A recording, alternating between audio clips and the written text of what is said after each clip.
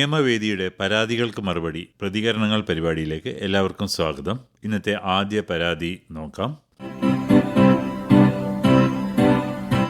ചേന്നം പള്ളിപ്പുറം ഗ്രാമപഞ്ചായത്തിലെ ഒരു കൂട്ടം ആളുകളാണ് പരാതിക്കാർ. പരാതി എന്താണെന്ന് നോക്കാം.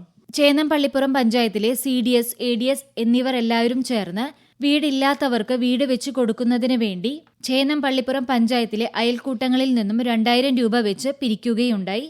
എന്നാൽ നാളിതുവരെ ആയിട്ടും ആർക്കും വീട് വെച്ച് കൊടുത്തതായി ഞങ്ങൾക്കറിയില്ല. ഇതേക്കുറിച്ച് കുടുംബശ്രീ ആളുകളോട് ചോദിക്കുമ്പോഴും വ്യക്തമായ മറുപടിയൊന്നും ലഭിക്കുന്നില്ല. വീട് വെച്ച് കൊടുക്കുന്നില്ല എങ്കിൽ ഞങ്ങൾ നൽകിയ പൈസ തിരികെ നൽകാൻ ആവശ്യപ്പെട്ടിട്ടും അവർ ഇതേക്കുറിച്ച് വ്യക്തമായ മറുപടിയൊന്നും തരുന്നില്ല. 2024 ഞങ്ങളിൽ നിന്നും പൈസ മേടിച്ചത്. ആയതിനാൽ ഇതിന്റെ നിജസ്ഥിതി എന്താണ്? ഈ പരാതിയിൽ പറഞ്ഞിരിക്കുന്ന കാര്യം നിയമവേദി ചേന്നം പള്ളിപ്പുറം പഞ്ചായത്ത് സെക്രട്ടറിയോട് അന്വേഷിച്ചു. അന്വേഷണത്തിൽ നിയമവേദിക്ക് ലഭിച്ച വിവരം ഇപ്രകാരമാണ്. പഞ്ചായത്തിലെ ഒരു നിർധന കുടുംബത്തിന് വീട് വയ്ക്കുന്നതിന് വേണ്ടിയാണ് കുടുംബശ്രീ വഴി പണം കണ്ടെത്തിയത്. ആ തുക കുടുംബശ്രീയുടെ അക്കൗണ്ടിൽ തന്നെയുണ്ട്. ചില വാർഡുകളിൽ നിന്ന് തുക ലഭിക്കാനുണ്ട്. അതിനായി അവരിൽ നിന്നും തുക സമാഹരിച്ചു കൊണ്ടിരിക്കുകയാണ്. വീട് വെച്ചു കൊടുക്കുന്നതിന് നിശ്ചയിച്ച തുക ലഭിക്കുന്ന മുറയ്ക്ക് പണികൾ തുടങ്ങും എന്നാണ് നിയമവേദിക്ക് ലഭിച്ച മറുപടിയിൽ പറയുന്നത്. ചേർത്തല തുറവൂരിലെ CP വിജയന്റേതാണ് അടുത്ത പരാതി. പരാതി എന്താണെന്ന് നോക്കാം. 2016 ജൂലൈ 15 രാത്രിയിൽ തുറവൂർ ജംഗ്ഷന് സമീപത്ത് വെച്ച് ആലപ്പുഴ ഭാഗത്തു നിന്നും എറണാകുളം ഭാഗത്തേക്ക് പോകുകയായിരുന്ന KSRTC സൂപ്പർഫാസ്റ്റ് ബസ് എന്റെ സ്കൂട്ടറിൽ വന്നിടിക്കുകയും എനിക്ക് ഗുരുതരമായ പരിക്ക് പറ്റുകയും ചെയ്തു. എന്റെ സ്കൂട്ടർ പൂർണ്ണമായും നശിച്ചു പോകുകയും ചെയ്തു. ഈ ആക്സിഡന്റ് കേസ് ഞാൻ ഏൽപ്പിച്ചത് ചേർത്തല കോടതിക്ക് സമീപത്തുള്ള ഒരു വക്കീലിനെയാണ്. 2026 മാർച്ച് മാസത്തിൽ ആലപ്പുഴ MACT കോടതിയിൽ നിന്നും എനിക്ക് നഷ്ടപരിഹാരം അനുവദിച്ചുകൊണ്ടുള്ള വിധി വന്നിരുന്നു. എന്നാൽ 3 മാസമായിട്ടും നഷ്ടപരിഹാര തുക ബാങ്കിൽ വന്നിട്ടില്ല. ബാങ്കുമായി ബന്ധപ്പെട്ട എല്ലാ രേഖകളും ഞാൻ വക്കീലിനെ ഏൽപ്പിച്ചിട്ടുണ്ട്. പലതവണ വക്കീലിനെ ഇക്കാര്യത്തിന് സമീപിച്ചുവെങ്കിലും അദ്ദേഹം പറയുന്നത് ഇക്കാര്യത്തിൽ എനിക്കൊന്നും ചെയ്യാനില്ല എന്നും ഇൻഷുറൻസ് കമ്പനിയാണ് പണം അയക്കേണ്ടതെന്നും പണം ലഭിക്കുമ്പോൾ താങ്കളുടെ മൊബൈലിലേക്ക് സന്ദേശം വരുമെന്നുമൊക്കെയാണ് അദ്ദേഹം പറയുന്നത്. ഈ തുക വാങ്ങിത്തരേണ്ടത് വക്കീലിന്റെ ബാധ്യതയല്ലേ? ആയതിനാൽ വിധി വന്നിട്ട് 3 മാസമായിട്ടും ലഭിക്കാത്ത ഈ തുക ലഭിക്കുന്നതിന് ഞാൻ ഇനി എന്താണ് ചെയ്യേണ്ടത്? 70 വയസ്സുള്ള ഹാർട്ട് സർജറി കഴിഞ്ഞിട്ടുള്ള ഒരു വ്യക്തി കൂടിയാണ് ഞാൻ. ആയതിനാൽ ഇതിനൊരു പരിഹാരം എന്താണ്? ഈ കത്തിൽ സൂചിപ്പിച്ചിരിക്കുന്ന കാര്യത്തിന് ഇനി എന്ത് ചെയ്യാം എന്നതിനെക്കുറിച്ച് പറഞ്ഞു തരുന്നു ഹൈക്കോടതി അഭിഭാഷകൻ MH ഹനീസ് മനക്കൽ. കത്തുകൊണ്ട് കാണുന്നത് വാഹന അപകട ഇൻഷുറൻസുമായി ബന്ധപ്പെട്ടിട്ടുള്ള കാര്യങ്ങളാണ് കത്തുകൊണ്ട് കാണുന്നത്. അതിന് MACT അപകട ഇൻഷുറൻസ് നഷ്ടപരിഹാര തുക കിട്ടുന്നതിലോട്ട് വേണ്ടി നിങ്ങൾക്ക് 30/3/2026 നിങ്ങൾക്ക് അനുകൂലമായിട്ടുള്ള വിധി വന്നു എന്ന് കത്തുകൊണ്ട് മനസ്സിലാകുന്നുണ്ട്. സാധാരണഗതിയിൽ നമ്മൾക്ക് ഒരു അനുകൂല വിധി വന്നു കഴിഞ്ഞാൽ ഇൻഷുറൻസ് കമ്പനി അതിന്റെ ഉത്തരവിന്റെ സർട്ടിഫൈഡ് പകർപ്പ് കോടതിയിൽ നിന്ന് ലഭ്യമാകാൻ നമുക്ക് സാധാരണഗതിയിലുള്ള താമസം ഉണ്ടാവാം. വിധി വന്ന ദിവസം തുടങ്ങി ഒരു 60 ദിവസത്തിനുള്ളിലായിരിക്കും അവർക്ക് ഉത്തരവിന്റെ പകർപ്പ് ലഭിക്കുന്നത്. അത് ഓരോ കോടതികളിലും അതിന്റെ കാലതാമസം അനുസരിച്ച് ചിലപ്പോൾ 10 ദിവസം കൊണ്ട് ലഭിക്കുന്നുണ്ട്, ചിലപ്പോൾ 1 ദിവസം കൊണ്ട് ലഭിക്കുന്നുണ്ട്. ആ ഉത്തരവ് കൈപ്പറ്റിയാൽ ഇൻഷുറൻസ് കമ്പനി കൈപ്പറ്റിയാൽ അവരുടെ ലീഗൽ സൈഡിൽ നിന്നാണ് അപ്രൂവൽ കിട്ടിയാലേ ഈ പണം നിങ്ങളുടെ അക്കൗണ്ടിലോട്ട് ട്രാൻസ്ഫർ ചെയ്യുള്ളൂ. ചില ഇൻഷുറൻസ് കമ്പനി ചിലപ്പോൾ ഒരു പക്ഷേ ഇത്തിരി വൈകിയേക്കാം. പക്ഷെ എന്നിരുന്നാലും 3 മാസം കഴിഞ്ഞു. ഇപ്പൊ നമ്മൾ ഇതിന് മറുപടി പറയുമ്പോൾ 3 മാസം കഴിഞ്ഞിട്ടുള്ളത് കൊണ്ട് നിങ്ങൾ അതേ കോടതിയിൽ തന്നെ നാളിതുവരെയും ഈ പണം കെട്ടിവെച്ചിട്ടില്ല എന്ന് പറഞ്ഞ് നിങ്ങളൊരു എക്സിക്യൂഷൻ പെറ്റീഷൻ കൊടുക്കുമ്പോൾ അതിന്റെ മറുപടി അതിന് അവർക്ക് നോട്ടീസ് പോയി കഴിയുമ്പോൾ നിങ്ങൾക്ക് അടിയന്തരമായി ഇൻഷുറൻസ് കമ്പനിയുടെ ശ്രദ്ധയിൽ പെടും ഈ കാര്യം. ഇൻഷുറൻസ് കമ്പനിയുടെ ശ്രദ്ധയിൽ ഈ കാര്യം പെടാത്തത് കൊണ്ടാണ് നിങ്ങളുടെ പണം ബാങ്കിൽ നിക്ഷേപിക്കാത്തത് എന്നാണ് എനിക്ക് പറയാനുള്ളത് ഇതിന്റെ മറുപടി. അപ്പൊ നിലവിൽ നിങ്ങൾ അടിയന്തരമായിട്ട് നിങ്ങളുടെ വക്കീലിനെ സമീപിച്ച് ഒരു എക്സിക്യൂഷൻ പെറ്റീഷൻ ഫയൽ ചെയ്യാൻ പറയണം. എക്സിക്യൂഷൻ പെറ്റീഷൻ ഫയൽ ചെയ്ത് കഴിഞ്ഞാൽ നിങ്ങൾക്ക് 1 മാസത്തിനുള്ളിൽ തന്നെ നിങ്ങളുടെ പണം നിങ്ങളുടെ അക്കൗണ്ടിൽ വരും. കാര്യം വക്കീൽ ഇതിന്റെ അകത്ത് കാലതാമസം അറിഞ്ഞുകൊണ്ട് വരുത്തുന്നതല്ല. കാരണം ഈ MACT കേസുകളിൽ വക്കീലന്മാര് ഫീസ് എടുക്കുന്നത് ഏറ്റവും അവസാനം അവരുടെ തുക കിട്ടിയതിന് ശേഷം മാത്രമാണ് അവരുടെ ഫീസ് ലഭ്യമാക്കുന്നുള്ളൂ. അപ്പൊ അതുകൊണ്ട് വക്കീലും ഇതിന്റെ അകത്ത് നിങ്ങളെപ്പോലെ തന്നെ തിരക്കിട്ട് ഇത് എല്ലാ ദിവസവും ഇത് പരിശോധിച്ച് ഉറപ്പുവരുന്നതാണ്. എന്നിരുന്നാലും സാധാരണഗതിയിൽ ഒരു 6 മാസം കഴിയാതെ വക്കീലന്മാര് എക്സിക്യൂഷൻ പെറ്റീഷൻ ഫയൽ ചെയ്യാൻ നിർദ്ദേശിക്കാറില്ല കക്ഷികളോട്. ഇവിടെ ഇപ്പോൾ അടിയന്തരമായി നിങ്ങളൊരു എക്സിക്യൂഷൻ പെറ്റീഷൻ ഫയൽ ചെയ്യാൻ വേണ്ടി നിങ്ങളുടെ അഭിഭാഷകനെ കണ്ട് പറയുക. വക്കീൽ പറഞ്ഞാലും ഇല്ലെങ്കിലും നിർബന്ധമായും ഫയൽ ചെയ്യണമെന്ന് പറഞ്ഞു കഴിഞ്ഞാൽ ചിലപ്പോൾ തീർച്ചയായും തീർച്ചയായിട്ടും നിങ്ങൾക്ക് 1 മാസമോ 2 മാസത്തിനുള്ളിലെങ്കിലും നിങ്ങളുടെ അക്കൗണ്ടിൽ ഈ പൈസ കിട്ടും. അല്ലെങ്കിൽ ചിലപ്പോൾ ഇൻഷുറൻസ് കമ്പനി സാധാരണ കലക്കുള്ള കാലതാമസങ്ങൾ വരാൻ സാധ്യതയുണ്ട്. എത്ര വൈകിയാലും നിങ്ങൾക്ക് അതിന്റെ ഉത്തരവിൽ പറഞ്ഞിട്ടുള്ള പലിശ സഹിതം നിങ്ങൾക്ക് ലഭ്യമാകുന്നതാണ്. അതുകൊണ്ട് കാലാവധി കഴിഞ്ഞാലും നിങ്ങൾ ഭയപ്പെടേണ്ടതില്ല. നിങ്ങളുടെ പണം നിങ്ങളുടെ അക്കൗണ്ടിൽ തന്നെയേ വരുള്ളൂ. വക്കീലിന്റെ കയ്യിലോ നേരിട്ട് ലഭിക്കുന്നതല്ല, നിങ്ങൾക്ക് തന്നെ നേരിട്ട് നിങ്ങളുടെ അക്കൗണ്ടിൽ വരും. അത് ഏകദേശം ഒരു 3 മാസം 6 മാസത്തിനുള്ളിലാണ് സാധാരണഗതിയിൽ വരാറ്. അല്ലെങ്കിൽ ഒരു എക്സിക്യൂഷൻ പെറ്റീഷൻ ഫയൽ ചെയ്ത് നിർബന്ധമായിട്ട് നിങ്ങൾ അടിയന്തരമായി ചെയ്താൽ മതി. അടുത്ത പരാതി സൗത്ത് പരവൂരിൽ നിന്നും പുഷ്പവല്ലിയുടേതാണ്. പരാതി എന്താണെന്ന് നോക്കാം. ഞങ്ങൾ 3 പെൺകുട്ടികളാണ്. 2 അനിയത്തിമാരുടെയും കല്യാണം കഴിഞ്ഞു. ഞാനൊരു സുഖമില്ലാത്ത വ്യക്തിയാണ്. അതുകൊണ്ട് തന്നെ കല്യാണം കഴിച്ചിട്ടുമില്ല. വീട് നിൽക്കുന്നത് 35 സെന്റ് സ്ഥലത്താണ്. അനിയത്തിമാർക്ക് 10 സെന്റ് സ്ഥലം വീതം രജിസ്റ്റർ ചെയ്ത് കൊടുത്തിട്ടുണ്ട്. അവർ അവിടെ വീട് വെച്ചു. ബാക്കി 14.5 സെന്റ് സ്ഥലവും വീടും എനിക്കാണ് അച്ഛൻ ഔസിയത്ത് എഴുതി വെച്ചിരിക്കുന്നത്. അത് പറമ്പിന്റെ ആധാരത്തിന്റെ കൂടെയായിരുന്നു. അമ്മയ്ക്ക് എന്നോട് വലിയ കാര്യമില്ല. അനിയത്തിമാരോടാണ് അമ്മയ്ക്ക് കൂടുതൽ ഇഷ്ടം. അച്ഛൻ മരിച്ചുപോയപ്പോൾ ആ ഒസിയത്ത് അമ്മയും ഇളയ അനിയത്തിയുടെ ഭർത്താവും ചേർന്ന് കീറിക്കളയുകയും ചെയ്തു. അന്ന് ഒസിയത്ത് എഴുതിയപ്പോൾ എഴുത്തുകാരൻ അതിന്റെ ഒരു ഫോട്ടോസ്റ്റാറ്റ് കോപ്പി എനിക്ക് നൽകിയിരുന്നു. അതുമാത്രമേ ഇപ്പോൾ എന്റെ കൈവശമുള്ളൂ. അമ്മ മരണപ്പെട്ടു. ഒറിജിനൽ ആധാരം അനിയത്തിയുടെ കയ്യിലാണ്. അവർ ഇപ്പോൾ വീടൊഴിയണമെന്നാണ് പറയുന്നത്. അങ്ങനെയായാൽ ഞാൻ പെരുവഴിയിലാകും. അല്ലെങ്കിൽ അവരുടെ വീട്ടിൽ ആശ്രിതയാവേണ്ടി വരും. ഞാൻ ഡിഗ്രി വരെ പഠിച്ചതാണ്. അനിയത്തിമാർ പഠിച്ചിട്ടില്ല. അതുകൊണ്ട് തന്നെ അച്ഛന് എന്നെ വലിയ ഇഷ്ടമായിരുന്നു. ഞാനിപ്പോൾ താമസിക്കുന്ന വീട് നഷ്ടപ്പെടുമോ എന്നാണ് എന്റെ ഭയം. ആയതിനാൽ വീട് എനിക്ക് കിട്ടുന്നതിന് ഞാൻ എന്താണ് ചെയ്യേണ്ടത്? ഈ പരാതിക്ക് മറുപടി നൽകുന്നു ഹൈക്കോടതി അഭിഭാഷകൻ അനിൽ ജോർജ്. ഈ പരാതിയിൽ പറയുന്ന കാര്യങ്ങൾ പരിശോധിച്ചാൽ ചില പ്രധാന നിയമകാര്യങ്ങൾ ശ്രദ്ധിക്കേണ്ടതുണ്ട്. ഒന്നാമതായി, നിങ്ങളുടെ പിതാവ് നിങ്ങളുടെ പേരിൽ ഒരു വിൽപത്രം തയ്യാറാക്കിയിട്ടുണ്ടെങ്കിൽ ആ വിൽപത്രം നിയമപ്രകാരം സാധുവായി നിർവഹിച്ചതാണെന്നും പിന്നീട് അത് റദ്ദാക്കിയിട്ടില്ലെന്നും തെളിയിക്കാൻ കഴിഞ്ഞാൽ ഒറിജിനൽ ലഭ്യമല്ല എന്ന കാരണത്താൽ മാത്രം നിങ്ങളുടെ അവകാശം ഇല്ലാതാകണമെന്നില്ല. ഒറിജിനൽ വിൽപത്രം മനഃപൂർവ്വം നശിപ്പിക്കപ്പെട്ടതാണ് എന്ന് തെളിയിക്കാൻ കഴിയുന്ന സാഹചര്യത്തിൽ ഫോട്ടോസ്റ്റാറ്റ് കോപ്പി, വിൽപത്രം തയ്യാറാക്കിയ എഴുത്തുകാരൻ്റെയും അതിലൊപ്പിട്ട സാക്ഷികളുടെയും മൊഴി ഉൾപ്പെടെയുള്ള തെളിവുകൾ, സെക്കൻഡറി എവിഡൻസ്, കോടതിയുടെ പരിഗണനയ്ക്ക് വിധേയമാക്കാൻ സാധിക്കും. എന്നാൽ അത് ഓരോ കേസിലെയും സാഹചര്യങ്ങൾ അനുസരിച്ചായിരിക്കും കോടതി വിലയിരുത്തുക. രണ്ടാമതായി, നിങ്ങളുടെ പിതാവിൻ്റെ മരണശേഷം സ്വത്തിൻ്റെ അവകാശത്തെക്കുറിച്ച് തർക്കം നിലനിൽക്കുമ്പോൾ നിയമപരമായ നടപടിക്രമങ്ങൾ പാലിക്കാതെ നിങ്ങളെ ബലമായി വീട്ടിൽ നിന്ന് ഒഴിപ്പിക്കാൻ ആർക്കും അധികാരമില്ല. അതിന് യോഗ്യമായ സിവിൽ കോടതിയുടെ ഉത്തരവ് ആവശ്യമാണ്. അതിനാൽ നിങ്ങളുടെ കൈവശമുള്ള വിൽപത്രത്തിൻ്റെ ഫോട്ടോസ്റ്റാറ്റ് കോപ്പി, സ്വത്തിൻ്റെ രേഖകൾ, ഭൂനികുതി രസീതുകൾ, കൈവശം തെളിയിക്കുന്ന മറ്റ് രേഖകൾ എന്നിവയുമായി പരിചയസമ്പന്നനായ ഒരു സിവിൽ അഭിഭാഷകനെ ഉടൻ സമീപിക്കുക.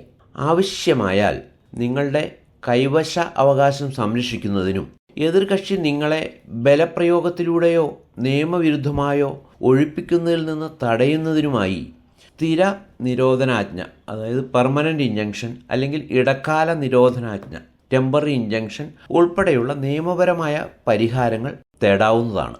അവസാനമായി ഒരു കാര്യം കൂടി പറയട്ടെ.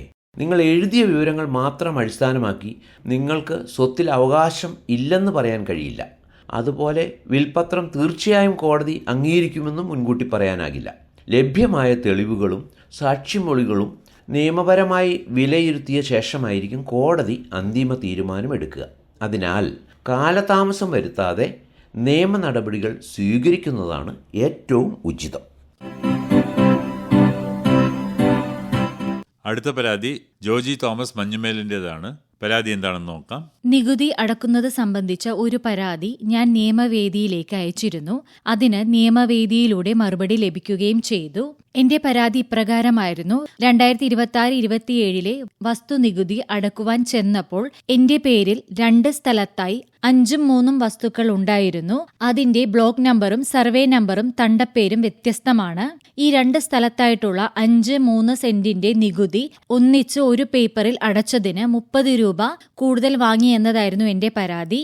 നിയമവേദിയിലൂടെ അഭിഭാഷകൻ പറഞ്ഞ നിർദ്ദേശപ്രകാരം ഞാൻ ഏലൂർ വില്ലേജ് ഓഫീസർക്ക് കരമടച്ചതിന്റെ പകർപ്പ് സഹിതം 2026 മെയ് 30 ഒരു അപേക്ഷ രേഖാമൂലം കൊടുക്കുകയുണ്ടായി.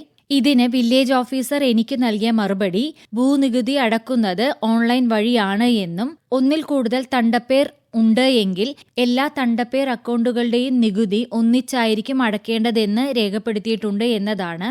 ഇങ്ങനെ നികുതി ഒന്നിച്ചടച്ചതുകൊണ്ട് താരിഫ് വർദ്ധിച്ച് 3.16 വസ്തുവിന് മുനിസിപ്പാലിറ്റിയിൽ പരിധിയിൽപ്പെട്ടതിനാൽ 90 രൂപ മാത്രമേ ഈടാക്കിയിട്ടുള്ളൂ എന്നതാണ്. എനിക്ക് ലഭിച്ച മറുപടിയിൽ ഒന്നിൽ കൂടുതൽ തണ്ടപ്പേരുള്ള വസ്തു എന്ന് മാത്രമേ പറയുന്നുള്ളൂ. എനിക്ക് ഈ മറുപടി തൃപ്തികരമല്ലാത്തതുപോലെയാണ് തോന്നിയത്. ആയതിനാൽ ഇത് സംബന്ധിച്ച് കൂടുതൽ വ്യക്തത വരുത്തുന്നതിന് ഞാൻ ഇനി എന്താണ് ചെയ്യേണ്ടത്? ഈ പരാതിക്ക് മറുപടി നൽകുന്നു ഹൈക്കോടതി അഭിഭാഷകൻ ജോബി ജേക്കബ് പുളിക്കേക്കുടി. ഇതിനു മുമ്പ് തണ്ടപ്പേരിനെ സംബന്ധിച്ചും അധികമായി ടാക്സ് ഈടാക്കിയതിനെ സംബന്ധിച്ചും ഒരു കത്ത് എഴുതിയതും അതിന് ഞാൻ മറുപടി പറഞ്ഞതും എനിക്ക് ഓർമ്മയുണ്ട്. മുൻപ് ഞാൻ പറഞ്ഞ മറുപടിയിൽ നിന്നും ഒരു കാര്യം വ്യക്തമായി പറഞ്ഞിരുന്നു. നിങ്ങളുടെ ആവശ്യം വില്ലേജ് ഓഫീസർ നിരസിച്ചാൽ ആ ഉത്തരവ് സ്വീകരിക്കുകയല്ല, മറിച്ച് അതിനെതിരായി അപ്പീൽ നൽകണമെന്ന് പ്രത്യേകം പറഞ്ഞിരുന്നു. അപ്രകാരം ഒരു അപ്പീൽ താങ്കൾ കൊടുത്തിട്ടുള്ളതായി കത്തിൽ നിന്നും വ്യക്തമല്ല. എന്താണ് തണ്ടപ്പേർ എന്ന് ആദ്യമായി ഒന്ന് മനസ്സിലാക്കാം. കേരളത്തിലെ റവന്യൂ ഭരണ സംവിധാനത്തിൽ ഒരു പ്രത്യേക വ്യക്തിയുടെയോ ആളുകളുടെയോ, അതായത് കൂട്ടുടമസ്ഥതയിലുള്ള വസ്തുക്കളെക്കുറിച്ചാണത് പറയുന്നത്. അങ്ങനെയുള്ള പേരിൽ രജിസ്റ്റർ ചെയ്തിട്ടുള്ള ഭൂമിയുടെ അക്കൗണ്ട് നമ്പറാണ് തണ്ടപ്പേർ. കേരള ലാൻഡ് ടാക്സ് സെക്ഷൻ 3 പ്രകാരം ആരുടെ പേരിലാണോ വസ്തു റവന്യൂ രജിസ്റ്ററിൽ ഉള്ളത് ആ വ്യക്തിയാണ് ലാൻഡ് ഹോൾഡർ എന്നറിയപ്പെടുന്നത്. റവന്യൂ നിയമപ്രകാരം ഓരോ തണ്ടപ്പേർ അക്കൗണ്ടും ഒരു പ്രത്യേക യൂണിറ്റാണ്.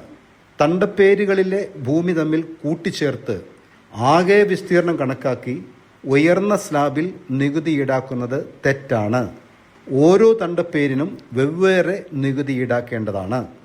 ഓരോ ഉടമസ്ഥനും പ്രത്യേകം തണ്ടപ്പേരിൽ വെവ്വേറെ രസീതുകൾ നൽകാനും അവകാശമുണ്ട്. വില്ലേജ് ഓഫീസർ എഴുതി എന്നതുകൊണ്ട് മാത്രം അതൊരു നിയമമായി മാറുന്നില്ല. അപ്രകാരം നിയമപ്രകാരമല്ലാതെ ഉത്തരവുകൾ ഉണ്ടാകുമ്പോഴാണ് ഇത് തർക്കിക്കേണ്ടതും അപ്പീൽ നൽകേണ്ടതും എല്ലാം ചെയ്യുന്നത്. താങ്കൾ ഇനി ചെയ്യേണ്ട നടപടികൾ മാത്രം ഞാൻ പറയാം. വില്ലേജ് ഓഫീസറുടെ ഉത്തരവിനെതിരെ സെക്ഷൻ 9 പ്രകാരം തഹസിൽദാർക്ക് അപ്പീൽ നൽകണം. തഹസിൽദാർ LR അഥവാ ഭൂരേഖ തഹസിൽദാർക്കാണ് ഇങ്ങനെ അപ്പീൽ നൽകേണ്ടത്. ആയതിൻ്റെ കോപ്പിയും കൈപ്പറ്റി രസീതിയും സൂക്ഷിച്ചു വെക്കണം. അതിൽ നടപടിയില്ലെങ്കിലോ നിരാകരിച്ചാലോ സെക്ഷൻ 11 പ്രകാരം താങ്കൾക്ക് റവന്യൂ കമ്മീഷണർക്ക് റിവിഷൻ നൽകാനുള്ള അവകാശമുണ്ട്. അതും കഴിഞ്ഞാൽ ബഹുമാനപ്പെട്ട ഹൈക്കോടതിയിൽ റിട്ട് പെറ്റീഷൻ കൊടുത്താൽ തീർച്ചയായും ഒരു അനുകൂല വിധി സമ്പാദിക്കാം. അടുത്ത പരാതി കാഞ്ഞിരപ്പള്ളിയിൽ നിന്നും കുര്യാക്കോസിൻ്റെതാണ്. പരാതി എന്താണെന്ന് നോക്കാം. എന്റെ വീട് നിൽക്കുന്ന 5.5 സെന്റ് സ്ഥലത്തിന് 8 മീറ്റർ നീളത്തിൽ 4 അടി വഴിയുണ്ട്. എന്റെ തൊട്ടടുത്തുള്ള വ്യക്തിയാണ് ഈ വഴി എനിക്ക് തന്നത്. അതല്ലാതെ തെക്കുവശത്ത് 1 അടി വീതിയുള്ള ഒരു വഴി കൂടിയുണ്ട്.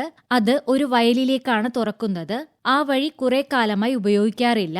ആദ്യം പറഞ്ഞ വഴി 25 വർഷത്തിലധികമായി ഈ വ്യക്തി വിട്ടുതന്നിട്ട് ഒരു ഭാഗം മതിലും അതിന്റെ ഉൾഭാഗത്ത് ചെത്തുകല്ല് നീട്ടിയിട്ട് ആ വസ്തുവിന്റെ തെക്കുഭാഗത്തെ മതിൽ അത്രയും പൊളിച്ചിട്ടാണ് ആ വഴി തന്നത്. ഇപ്പോൾ ആ വ്യക്തിയും ആ വ്യക്തിയുടെ ഭാര്യയും മരണപ്പെട്ടു. അവർക്ക് 2 മക്കളാണ്, ഒരാണും ഒരു പെണ്ണും. ഒരാൾ ജർമ്മനിയിലും മറ്റൊരാൾ അമേരിക്കയിലുമാണ്. അവർക്ക് ഈ വസ്തു വിൽക്കേണ്ടതുണ്ട്. അതിന് ഞങ്ങളുടെ വഴി കൂടി വേണമെന്നാണ് അവർ പറയുന്നത്. ഞങ്ങൾക്ക് പുരയിടത്തിലേക്ക് വേറെ വഴിയുണ്ട് എന്നും ഈ വഴി മതിൽ കെട്ടിയടക്കുമെന്നുമാണ് പറയുന്നത്. മരണപ്പെട്ട വ്യക്തി വിലയൊന്നും വാങ്ങാതെയാണ് ഞങ്ങൾക്ക് ഈ വഴി തന്നത്. അതിനാൽ രേഖയുമില്ല. ഞങ്ങൾക്ക് ഈ വഴി നഷ്ടപ്പെടാൻ സാധ്യതയുണ്ടോ? ഈ വഴി നഷ്ടപ്പെടാതിരിക്കാൻ ഞങ്ങൾ എന്താണ് ചെയ്യേണ്ടത്? ഈ പരാതിക്ക് മറുപടി നൽകുന്നത് ഹൈക്കോടതി അഭിഭാഷകനായ രമേശ് കടുവനപ്പറമ്പിൽ. പാപ്പൻ വഴി തന്നതിന് ആധാരമോ എഴുതിവച്ച രേഖകളോ ഇല്ലെങ്കിൽ പോലും നിയമപരമായി ഈ വഴിയിൽ നിങ്ങൾക്കുള്ള അവകാശം സംരക്ഷിക്കാൻ മാർഗങ്ങളുണ്ട്. ഇന്ത്യൻ ഈസ്മെന്റ് ആക്ട് പ്രകാരം ഒരു വഴി സമാധാനപരമായും പരസ്യമായും മറ്റൊരു തടസ്സവുമില്ലാതെ 20 വർഷത്തിലധികമായി ഉപയോഗിച്ചുകൊണ്ടിരിക്കുകയാണെങ്കിൽ ആ വഴിയിൽ നിങ്ങൾക്ക് നിയമപരമായ അവകാശം സിദ്ധിക്കുന്നതാണ്. നിങ്ങളുടെ കാര്യത്തിൽ 25 വർഷത്തിലധികമായി ഈ വഴി ഉപയോഗിക്കുന്നുണ്ട്. മാത്രമല്ല അപ്പാപ്പൻ മതിൽ പൊളിച്ച് ചെത്തുകല്ല് പാകി തന്നതുമാണ് ഈ വഴി നിങ്ങൾക്ക്. അത് നിങ്ങളുടെ കൈവശാവകാശത്തെയും വഴി ഉപയോഗിക്കാനുള്ള അദ്ദേഹത്തിന്റെ പൂർണ്ണ സമ്മതത്തെയും വ്യക്തമാക്കുന്നതാണ്. മാത്രവുമല്ല വഴി തന്ന ആളുടെ സമ്മതത്തോടെ തന്നെ നിങ്ങൾ സ്ഥിരമായി നിർമ്മിതികൾ, വഴിയുടെ മെയിൻ്റനൻസ് എന്നിവ നിങ്ങളുടെ ചെലവിൽ നടത്തി വരുന്ന ഒരു വഴിയാണിത്. അത്തരത്തിലുള്ള ഒരു വഴിയിൽ നിങ്ങളുടെ അവകാശം ഉടനെ റദ്ദാക്കാൻ നിയമപരമായി സാധിക്കില്ല. തെക്കുവശത്തെ ഒരടി വീതിയിലുള്ള വയലിലേക്ക് തുറക്കുന്ന കാലങ്ങളായി ഉപയോഗിക്കാത്ത ഒരു വഴി ഉണ്ടെന്നത് ഈ വഴിയുടെ അവകാശത്തെ ഇല്ലാതാക്കില്ല. ഈസ്മെന്റ് ബൈ നെസസിറ്റി, ഒരു വഴി ഇല്ലാത്തത് കൊണ്ട് മാത്രം കിട്ടുന്ന അവകാശം എന്നതിനേക്കാൾ നിങ്ങൾ ഈ വഴി 25 വർഷമായി ഉപയോഗിച്ച് അവകാശം സ്ഥാപിച്ചെടുത്ത ഒരു വഴിയാണ്. ഒരടി വീതിയിലുള്ള വഴി ഇന്നത്തെ കാലത്ത് പര്യാപ്തമല്ല. അതുകൊണ്ട് തന്നെ മറ്റേ വഴിയെ ഒരു ബദൽ വഴിയായി കാണാനും സാധിക്കില്ല. നിങ്ങളുടെ കുടുംബങ്ങൾ തമ്മിൽ നല്ല ബന്ധമുള്ളത് കൊണ്ട് ആദ്യം പ്രശ്നം രമ്യമായി പരിഹരിക്കാൻ ഒരു മധ്യസ്ഥ ചർച്ചയ്ക്ക് ശ്രമിക്കാവുന്നതാണ്. ഇതിനോടകം ആ ശ്രമം പരാജയപ്പെട്ടിട്ടുണ്ടെങ്കിൽ ഉടനെ തന്നെ ഒരു സിവിൽ അഭിഭാഷകനെ സമീപിച്ച് കാര്യങ്ങൾ ബോധിപ്പിച്ച് അവർ മതിൽ കെട്ടാതിരിക്കാനും നിങ്ങളുടെ വഴി ഉപയോഗം തടസ്സപ്പെടുത്താതിരിക്കാനും വേണ്ടി കോടതിയിൽ നിന്നും ഒരു താൽക്കാലിക സ്റ്റേ ഉത്തരവ്, ടെമ്പററി ഇൻജങ്ഷൻ വാങ്ങിക്കുകയാണ് ആദ്യപടി. ഒപ്പം തന്നെ ഒരു അഡ്വക്കേറ്റ് കമ്മീഷനെ വെച്ച് അവിടെ ചെത്തുകല്ല് പാകിയ 4 അടി വീതിയിലുള്ള ഒരു വഴി ഉണ്ട് എന്ന് കോടതി രേഖകൾ എത്തിക്കാനും ശ്രമിക്കണം. ഒട്ടും സമയം കളയാതെ തന്നെ നിയമപരമായി മുന്നോട്ട് പോവുക.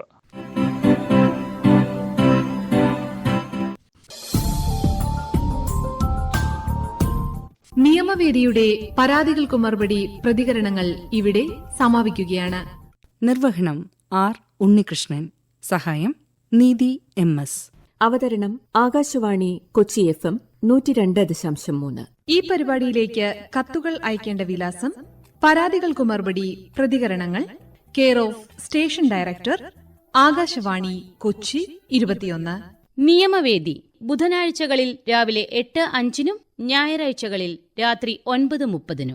ഓരോ ആഴ്ചയിലും പ്രക്ഷേപണം ചെയ്യുന്ന നിയമവേദി പരാതികൾക്കു മറുപടി പ്രതികരണങ്ങൾ കേൾക്കുന്നതിനായി Akashvani Kochi FM YouTube channel സന്ദർശിക്കുക.